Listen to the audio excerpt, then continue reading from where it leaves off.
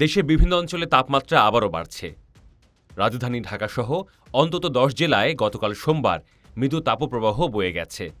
আবহাওয়া অধিদপ্তর বলছে, আজ মঙ্গলবার থেকে তাপমাত্রা আরও বাড়তে পারে এবং তাপপ্রবাহের এলাকা বিস্তৃত হওয়ার আশঙ্কা রয়েছে।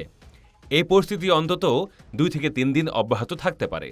আবহাওয়া অধিদপ্তর জানিয়েছে, গতকাল দেশের সর্বোচ্চ তাপমাত্রা রেকর্ড করা হয়েছে রাজশাহীতে ৩৭.৬ ডিগ্রি সেলসিয়াস। একাধিক জেলায় একই দিনে তাপমাত্রা ৩৬ ডিগ্রি সেলসিয়াস ছাড়িয়ে যাওয়ায় সেখানে তাপপ্রবাহের পরিস্থিতি তৈরি হয়েছে। সোমবার চলতি মাসে একাধিক দফায় তাপপ্রবাহের পূর্বাভাস আগিয়ে দিয়েছিল আবহাওয়া অধিদপ্তর।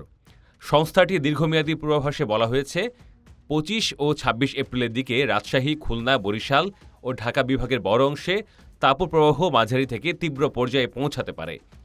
যে ১০ জেলায় তাপপ্রবাহ রেকর্ড করা হয়েছে তার মধ্যে যশোর ও সিরাজগঞ্জে তাপমাত্রা ছিল ৩৭ ডিগ্রি সেলসিয়াস, ফরিদপুরে ৩৬.৬ ডিগ্রি, চুয়াডাঙ্গা, কুষ্টিয়া ও পাবনায় ৩৬.৫ ডিগ্রি, রাঙামাটিতে ৩৬.৩ ডিগ্রি, ঢাকায় ৩৬.২ ডিগ্রি এবং খুলনায় ৩৬ ডিগ্রি সেলসিয়াস তাপমাত্রা রেকর্ড করা হয়। এর আগের দিন রোববার দেশের সর্বোচ্চ তাপমাত্রা ছিল রাঙামাটিতে ৩৬.৫ ডিগ্রি সেলসিয়াস।